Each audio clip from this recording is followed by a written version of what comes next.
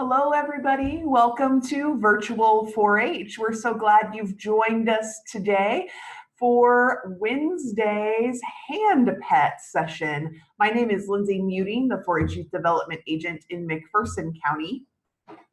My name is Sarah Moss, the 4-H Youth Development Agent in the Central Kansas District. And today we're going to learn all about Pepper.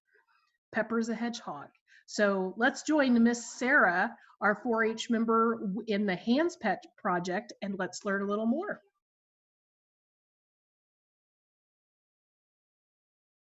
Hi, my name is Sarah, and I would like to introduce you to my roommate. Her name's Pepper. She's a hedgehog. She's an African pygmy hedgehog, to be specific. She's about 4 years old. 3 years ago, I rescued her from a not so nice situation. She didn't have a lot of food or water, and so when she came to me, she was really small, she was really malnourished, and she was really dehydrated, as well as really afraid of people. Whenever I walked into the room, she just hissed and balled up, and she wasn't very fond of me or anyone else who came. But now, after a couple of years, she is just as lively as anybody else. She has such a spunky personality, and I love spending time with her. Some fun facts about hedgehogs is that they are commonly found in the wild in Europe, the Middle East, Africa, and Central Asia. They were taken to New Zealand, straight out of England, and now they're actually becoming a little bit of a problem. A lot of people are really frustrated with them because they've become so intrusive in that area. When they came to the US in the 1980s, they actually probably came a lot before that, but they weren't popular as pets then. The African pygmy and the four-toed hedgehog became popular in the 1980s to be kept as pets. But there was a couple of states that didn't really like that. If you currently live in California, Georgia, Hawaii, New York City, or Washington, D.C., you're not allowed to have a pet hedgehog whatsoever. If you live in New Jersey or Wyoming, then you're allowed to have a hedgehog, but only if you go through the right process, fill out the right paperwork, and get a permit to have an exotic animal. Here in Kansas, we don't really care if you have a hedgehog, and they make wonderful pets. Some things you should know if you want to have a hedgehog as a pet is that, first of all, they have to stay warm. The African pygmy and the four-toed especially.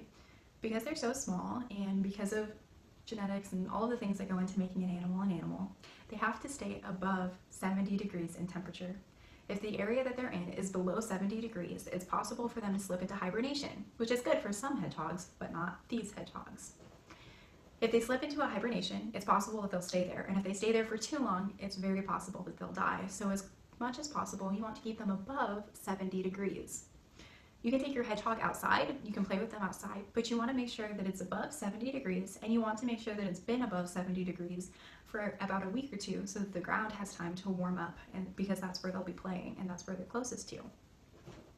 Hedgehogs are very exciting little creatures, and their diet is just as exciting. They really love to eat insects. Insects, fruits, and vegetables are what they're after the most. They're omnivores, which means they eat plants and meat. So you can feed them cooked chicken, turkey, beef, and pork, like I said, as long as it's cooked. And you can feed them all the fruits and vegetables and berries as you'd like. It's good to kind of look up which ones online that hedgehogs like more than others, but for the most part, pretty much everything is safe. One interesting fact is that they are lactose intolerant, so a lot of people who have rabbits and things like other small rodents will like to feed yogurt bites or cottage cheese to their rodents, and that's not safe for hedgehogs. They are lactose intolerant, and they do not want to have anything of that sort. A nice thing though is that they are not animals that a lot of people are allergic to.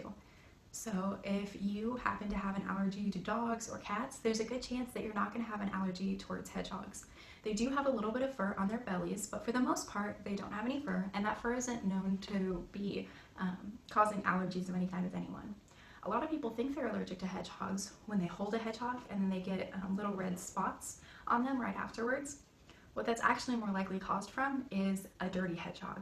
If your hedgehog is on you and it spikes you with its quills, there's a possibility that if red dots appear, that it just needs a bath, that maybe there's something on it, particles that your skin doesn't like from their bedding, whatever the issue may be, and it just means it's time for a bath. The easiest way to give a bath to a hedgehog is probably with water. Everyone's seen those cute videos online, but my hedgehog doesn't like water whatsoever. So I had to get this spray. It's for small pets. I looked it up and looked up the ingredients. because hedgehogs weren't specifically listed on the bottle, and it is completely safe. It has aloe vera and other natural products in it, just so I can mist it on her. She'll feel very calm and safe, not in the water. I've tried to introduce it to her a couple of times, but it's not really her thing. Another thing that you need to be aware of is the proper way to water your hedgehog. If you have any sort of rodent waterer like this with a ball, that's going to be what's best for your hedgehog. Another thing that you should be aware of is how much exercise they need. Exercise is key.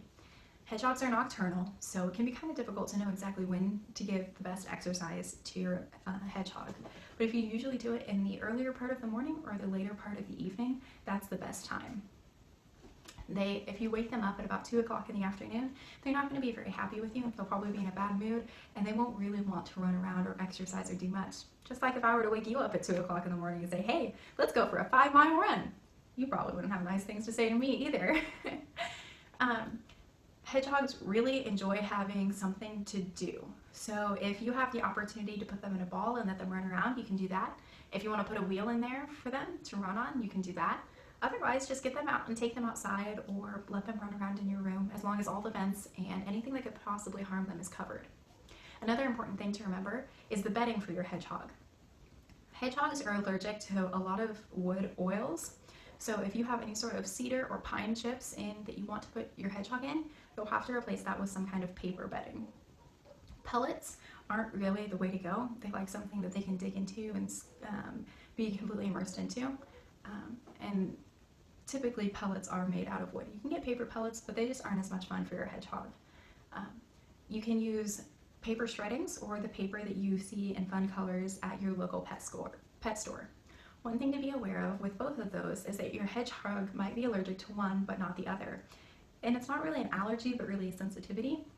When you use paper shreddings, sometimes the ink on it can create like a powdery dust that hedgehogs can be sensitive to, but not all of them are sensitive to it. So you just have to know what your animal likes the best and kind of mess around and experiment.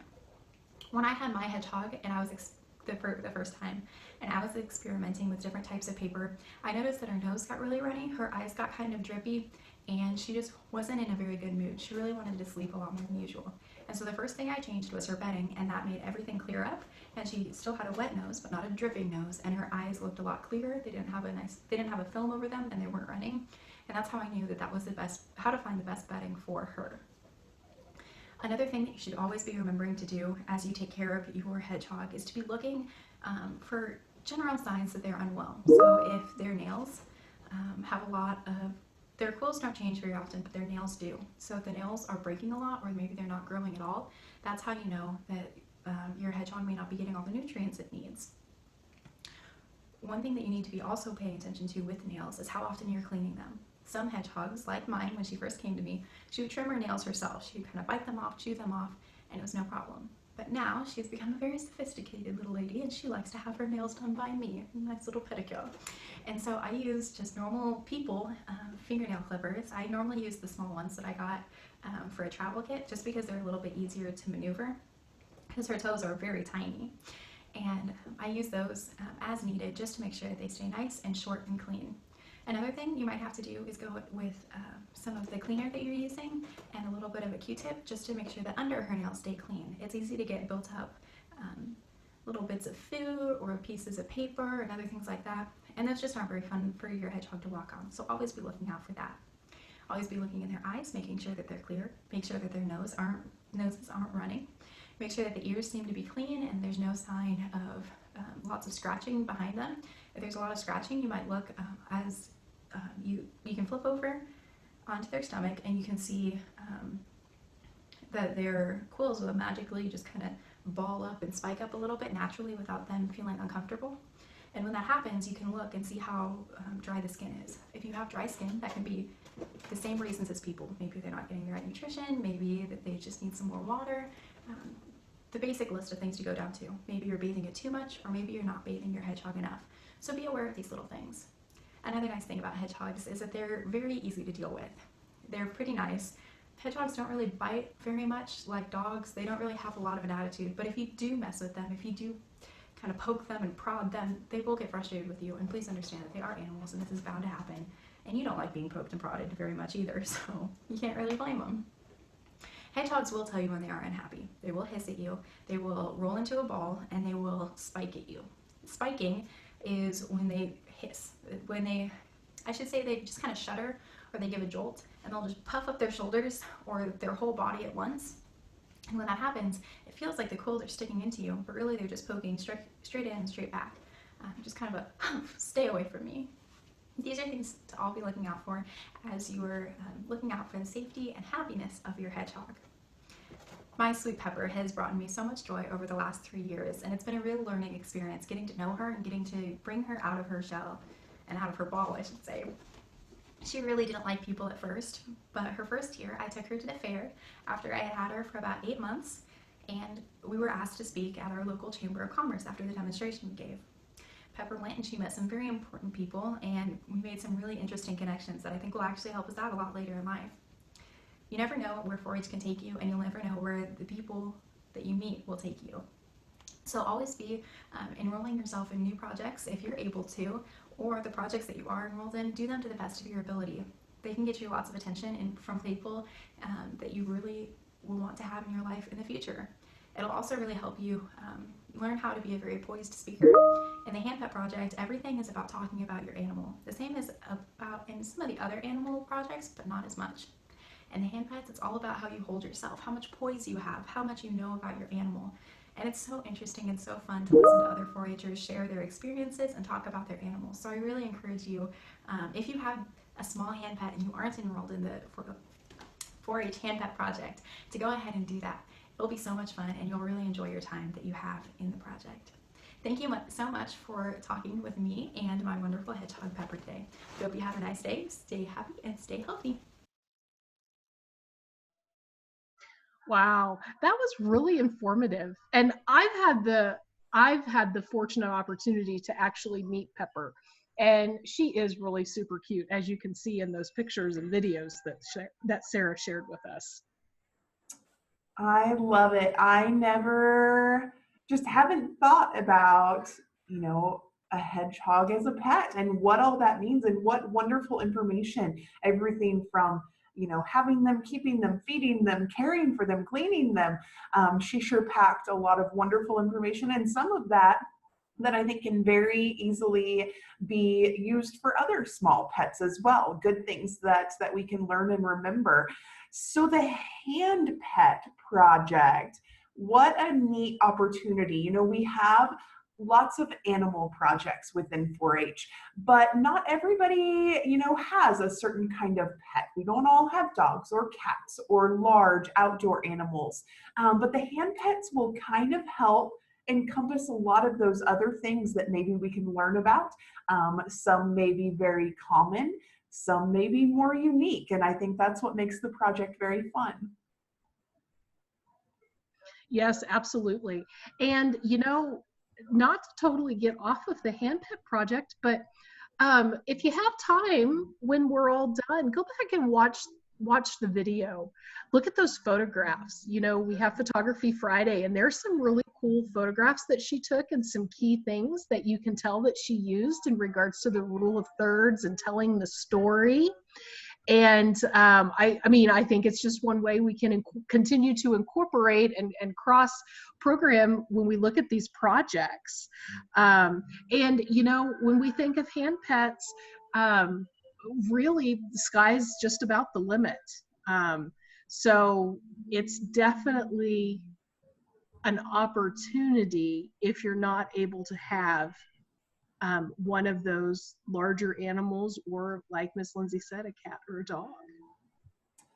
I completely agree. I was looking at those pictures as well and thinking, wow, there's the rule of thirds, and oh, that's really clear, and I love how the grass framed his face in this one. And so Miss Sarah talked about in the video that she produced for us that you never know what you might learn in 4-H, who you might meet and where that might take you. And kind of same thing here, you never know as we're learning these things, how you might be able to apply them into different project areas and different aspects of your life. So keep learning with us, keep growing with us, and we look forward to seeing you tomorrow Tomorrow's Thursday. Miss Sarah, what is our topic for tomorrow? I think we're taking a trip.